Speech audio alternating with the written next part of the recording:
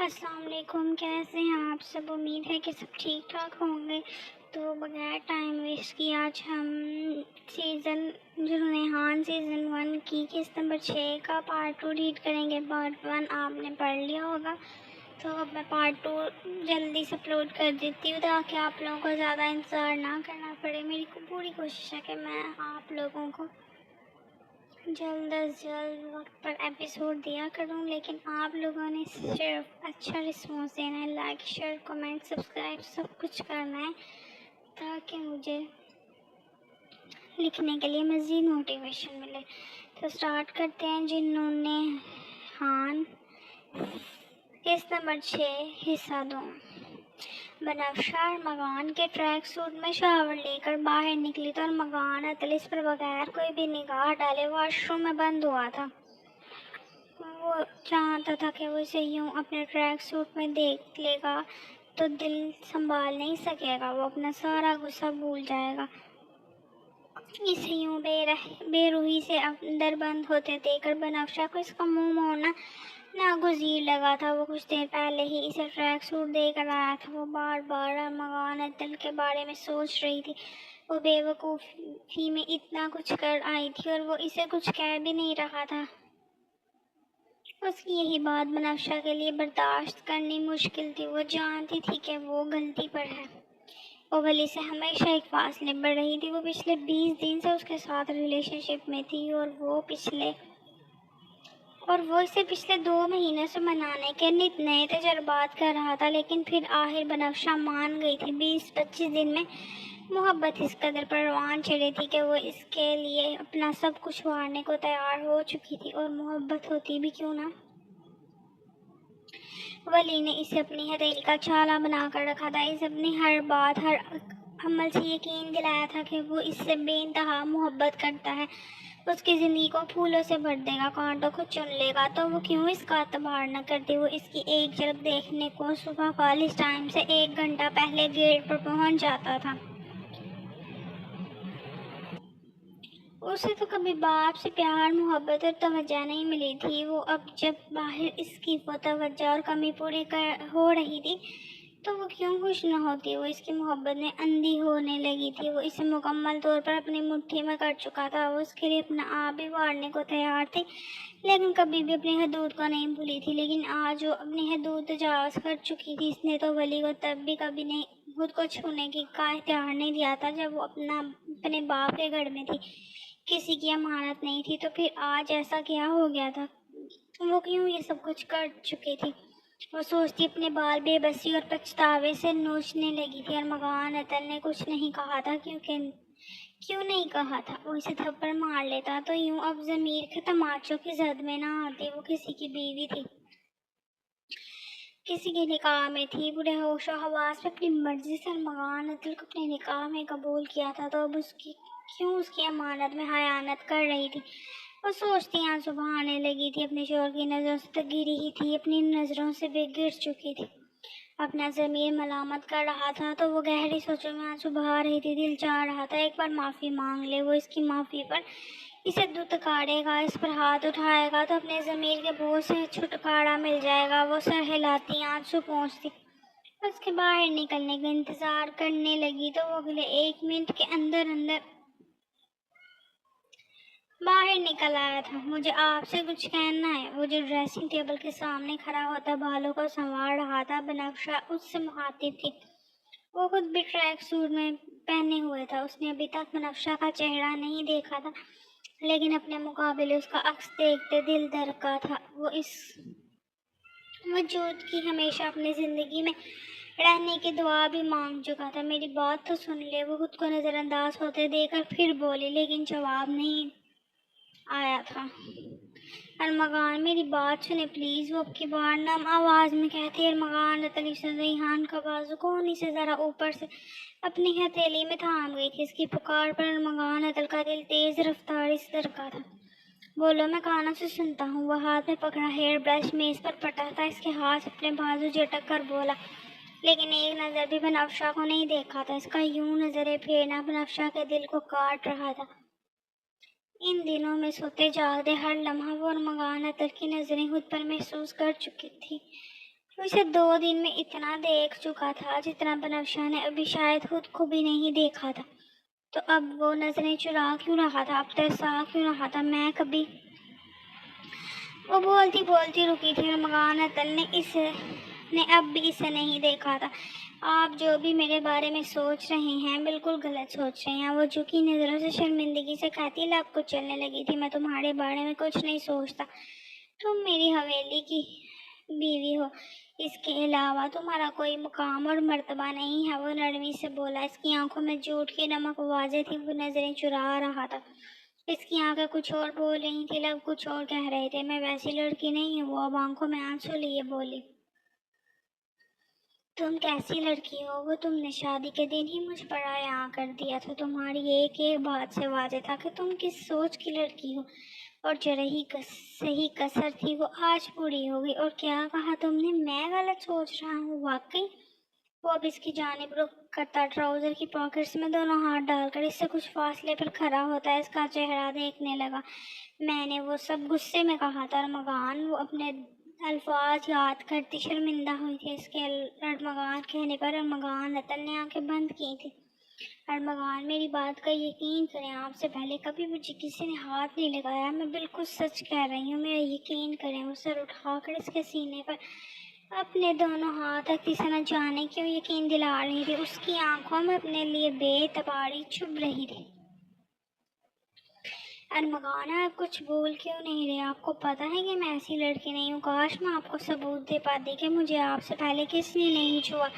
बस वो इतना कहकर आंसू बहाने लगी थी। फिर अपने बालों को दोनों मुट्ठियों में जकड़ती हुई वहीं उसके कदमों में ज़मीन पर बैठी थी। मुझे बिल्कुल भी अच्छा नहीं लग रहा, लेकिन उसका कोई कसूर नहीं है।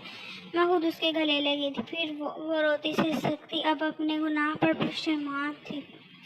अरमगान उसे देखता कमरे से बाहर की जानिब रहा तो वो ज़मीन से उठ इसके पास गई। आई एम सो सॉरी, माइंदा कभी किसी को भी खुद को हाथ लगाने नहीं दूंगी, लेकिन आप मुझे गलत लड़की मत समझे प्लीज़। वो रोते हुए इसके सीने पर अपने दोनों हाथ रखकर उसकी कमर पर सर रखे रो रही थी। अरमगान अतल जानता था कि वो अपनी ज़मीर के कच्चों लगाने पर अजियत में है। अरमगान अतल अब इसे कुछ नहीं कहना चाहता था। वो इसके दोनों हाथ नरमी से हटाता कमरे में से निकल कर दरवाज़ा बंद कर चुका था। वो वहीं एक बार फिर गिरती कारपेट पर हाथ रखती शिद्दतों से रोई थी। अरमगान अतल बाहर दरवाजे के साथ साथ दीवार से टेक लगाए खड़ा था। इसकी सिसियाँ इसकी तरफ सुन रहा था। वो इसे क्या सजा देती? वो अपने किए गुनाह की सजा खुद ही भुगत रखी थी। वो अरमगान अतल की सोच से कई ज़्यादा बेवकूफ़ निकली थी। इसका अपने किसी भी जज्बात किसी भी एहसास पर कोई कंट्रोल नहीं था। वो खुद नहीं जानती थी कि वो क्या चाहती है। वो हर लम्हा जज्बात की जद में आई थी। जब दिल चाहता था जुबान चलाती थी, जब दिल चाहता था माफ़ी मांगती थी, और जब दिल चाहता था अरमगान अतल के दिल को पैरों तले कुचल कर चली जाती थी। वो सूरता वहाँ से बाहर निकल गया था। वो रोती सिसक रही थी। फिर एक फैसला करती ज़मीन से उठी थी और अपना बैग तलाश करने लगी थी। इसे इस वक्त मोबाइल की अशद ज़रूरत थी, लेकिन इसका बैग कहीं भी नहीं था। वो पूरे कमरे में अपना बैग तलाश कर रही थी। वो जब अरमगान अतल के पीछे भाग रही थी तो वो कहीं गिर चुका था, लेकिन कहाँ गिरा था सोचने पर भी याद नहीं आ रहा था। वो पूरे कमरे में बैग तलाश कर चुकी थी, वो कहीं नहीं था। यकीनन अरमगान इसका बैग ले जा चुका था। वो सोच ही रही थी कि इसकी नज़र बेड पर रखे अपने बैग पर गई थी। फौरन उसमें से अपना मोबाइल तलाश करने लगी थी जो इसके बैग में मौजूद था। वली, आज के बाद हम नहीं मिलेंगे। मैं पूरे 1 साल के बाद खुद तुमसे रब्ता करूँगी। तुम मुझे कोई भी कॉल मैसेज नहीं करोगे। वो मैसेज भेज कर वली को हर जगह से ब्लॉक करने लगी थी। फिर मोबाइल बैग में रखी साइड टेबल के ड्रॉर में छुपाने लगी थी। इसके ख्याल में अरमगान इसके पास मोबाइल की मौजूदगी से आगाह नहीं था, लेकिन वो ये बात नहीं जानती थी कि वो उड़ती चिड़िया के पर गिनने वालों में से था। वो बेड पर बैठती खुद को दिल में कोसने लगी थी। सर अब चकराने लगा था। भूख का एहसास बेशिद्दत से होने लगा था। वो उठकर दरवाज़ा अंदर से नॉक करने लगी थी। दरवाज़ा खोलने ही से बंद क्यों किया है? वो दरवाज़ा बचाती ऊंची ऊंची बोल रही थी। जब अरमगान दरवाज़ा खोलता अंदर दाखिल हुआ था تمہیں میری کہیں بات سمجھ نہیں آتی؟ میں نے کہا تھا کہ اونچا مت بولنا۔ وہ اندر آتے ہی اس کا جبڑا پکڑ چکا تھا۔ یہاں ملازمین بھی موجود ہیں، بہتر ہوگا اپنی آواز کو پست ہی رکھو۔ میں انہیں بتا چکا ہوں کہ اس گھر میں میری ایک عدد بیوی بھی رہے گی تو چیخ چلا کر انہیں مت بتاؤ کہ تم یہاں زبردستی لائی گئی ہو، ورنہ وہ تمہارا موازنہ ان عورتوں سے کریں گے جنہیں میں اکثر اسی کمرے میں ٹھہراتا ہوں، جن کا ذکر اکثر تمہارے لبوں پر ہوتا ہے، اور مجھے نہیں لگتا تم خود کو ویسی عورت کہلانا پسند کرو گی۔ تو بہتر ہوگا کہ تمیز کے دائرے میں اس کمرے میں رہو۔ اگر میرے کمرے کی کسی بھی چیز کو تم نے ہاتھ لگایا تو اچھا نہیں ہوگا، سمجھی تم؟ وہ غصے سے بولا تھا کیونکہ وہ اس کا دل اپنی جانب کھینچ رہی تھی۔ وہ اس کے کھلے ٹریک سوٹ میں کوئی گڑیا لگ رہی تھی۔ وہ اس پر ایک نگاہ ڈالتا، دوبارہ سے باہر نکل کر دروازہ لاک کرنے لگا کہ بنفشہ نے اسے پکارتے اس کا بازو پھرتی سے پکڑا تھا۔ ارمغان، مجھے بھوک لگی ہے، وہ قدرے نارمل لہجے میں بولی۔ کیوں؟ ولی کے ہاتھ سے بڑھ کر بریانی کے چمچ کھانے کے باوجود تمہیں ابھی تک بھوک لگی ہے؟ وہ سب سے بولا تو بنفشہ کا دل تیز تیز دھڑکا تھا۔ آنکھیں بے یقینی سے پھیلی تھی۔ وہ یہ بھی جان گیا تھا۔ وہ سوچتی سر جھکا گئی تھی۔ وہ دروازہ زور سے بند کرتا نکلا تو اپنے بالوں میں ہاتھ پھنساتی انہیں شرمندگی کے احساس سے جھٹکنے لگی جو انتہائی بری طرح ایک دوسرے سے الجھے ہوئے تھے۔ ایسا معلوم ہو رہا تھا کہ ریشمی داغوں کی گرہیں لگی ہوں۔ وہ آئینے کے سامنے جاتی اور مکان کا وہی ہیئر برش اٹھا چکی تھی جو اس کے سامنے اس نے پٹھا تھا، پھر انہیں آہستہ آہستہ سے ہلانے لگی تو ولی کا ان باتوں کو نرمی سے چھونا بھی گندا سا لگا، لیکن اب ارمغان کی وجہ سے ان میں گرہیں سی پڑ رہی تھی۔ لیکن اس کے باوجود ارمغان کا ان بالوں کو چھونا تباہ کرنا اسے اتنا برا نہیں لگا تھا۔ وہ محرم اور نامحرم کے بارے میں سوچی تڑپ رہی تھی۔ خود پر غصہ اور اشتعال بڑھنے لگا تو بالوں کو برش اتنی لاپرواہی سے کرنے لگی تھی کہ وہ ٹوٹ کر گر رہے تھے لیکن سلجھ نہیں رہے تھے۔ ان میں بار بار برش اٹک کر زمین پر گر رہا تھا۔ وہ آنسو بہاتی عجیب جذبات سے دوچار تھی، نہ اپنے جذبات سمجھ میں آ رہے تھے نہ اپنے دل کی بات سمجھ رہی تھی۔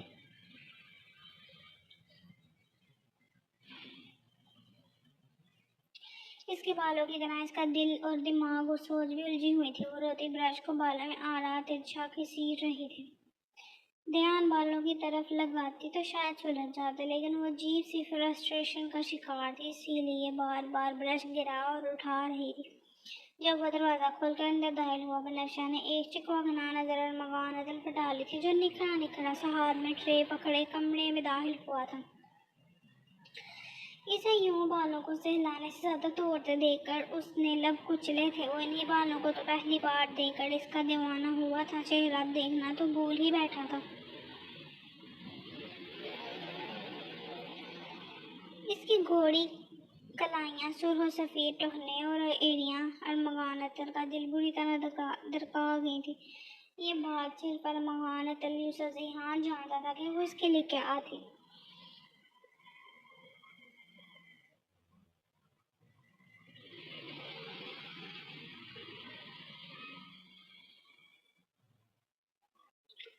یہاں آؤ، پہلے کچھ کھا لو، ٹھنڈا ہو جائے گا۔ ارمغان عطر نے ٹرے میں موجود برگر اور فاسٹ فوڈ کی طرف اشارہ کیا تھا۔ وہ اس کے کہنے سے پہلے ہی آرڈر کر چکا تھا۔ وہ جانتا تھا کہ وہ ایسی چیزیں خوش ہو کر کھاتی ہے، تو اس نے اس کے لیے وہی منگوا لیا تھا کیونکہ شیف کو کچھ بھی بنانے میں وقت لگنا تھا۔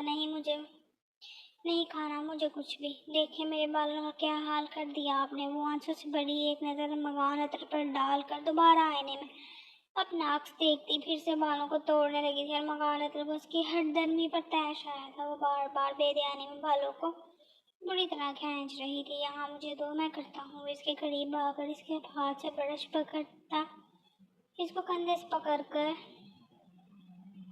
آئینے کے سامنے اسٹول پر بٹھا چکا تھا، پھر اس کے گھنے لمبے بالوں کی پارٹیشنز کرتا انہیں پہلے انگلیوں سے سہلانے لگا تھا۔ وہ اتنے آرام اور پیار سے اس کے بال سہلا رہا تھا کہ بالوں کو سیدھا کرنے سے پہلے ان کی جڑوں پر دوسرے ہاتھ کی انگلیاں رکھ دیتا تھا تاکہ بالوں کے کھنچنے سے اسے تکلیف نہ ہو۔ پھر اس کے بالوں میں نرمی سے برش کرنے لگا تھا. آرام سے کریں, مجھے درد ہو رہا ہے. وہ ذرا سا بال کھینچے جانے کر بولی تھی, جبکہ ارمغان نے حیرت سے اسے دیکھا تھا جو خود بالوں کو بے دردی سے سہلا رہی تھی اور اب اتنی احتیاط کے باوجود رونا دھونا کر رہی تھی.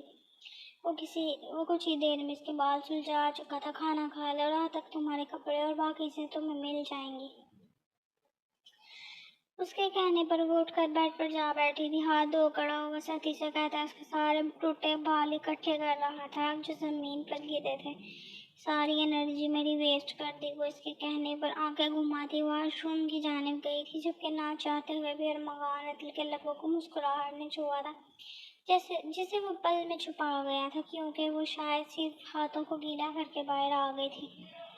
وہ فوراً سے ونگز اٹھا کر کھانے لگی تھی, جبکہ ترچھی نگاہ سے ارمغان عطل کو بھی دیکھ رہی تھی جو اس کے بالوں کو باسکٹ میں پھینکنے کی بجائے کسی پیکٹ میں ڈال کر ڈریسنگ ٹیبل کی سب سے نچلی ڈرا میں رکھ رہا تھا. وہ ناسمجھی سے اپنا برگر کھانے لگی تھی, لیکن اسے باہر جاتے دیکھ برگر واپس رکھ چکی تھی. آپ کہاں جا رہے ہیں؟ اب اس کی پوچھ دیکھتی بولی. کیوں؟ وہ تیور بگاڑے بولا. ہم واپس حویلی کب جائیں گے؟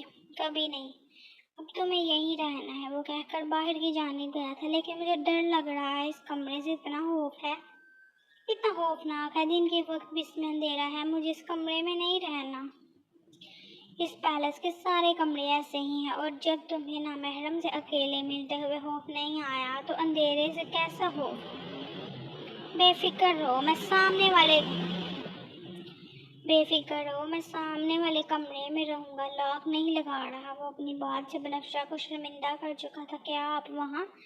نہیں, پلیز یہیں رہ لیں. وہ درد دل کے ساتھ بولی. بنفشہ گل, میرا دل بھی نہیں چاہ رہا کہ تمہارا یہ بھیانک چہرہ دیکھوں. تمہارے پاس اس کمرے میں رہا تو تمہارے لیے بہتر نہیں ہوگا, اور میرا بھی دم گھٹ جائے گا. اب میں تم سے دور رہوں گا, اور تم بھی اپنی حد میں رہنا. دروازہ لاک نہیں کر رہا, اس کا مطلب یہ نہیں کہ تم یہاں سے بھاگ سکو گی. وہ کہتا دروازہ زور سے بند کر کے باہر نکلا تھا, جبکہ بنفشہ گل کو اس کی بات سن کر ذرا خوشی نہیں ہوئی تھی. تو پہلے دن سے چاہتی تھی اس سے دور رہے, تو اب جب وہ دور رہنے کا فیصلہ کر چکا تھا تو اسے اچھا کیوں نہیں لگ رہا تھا؟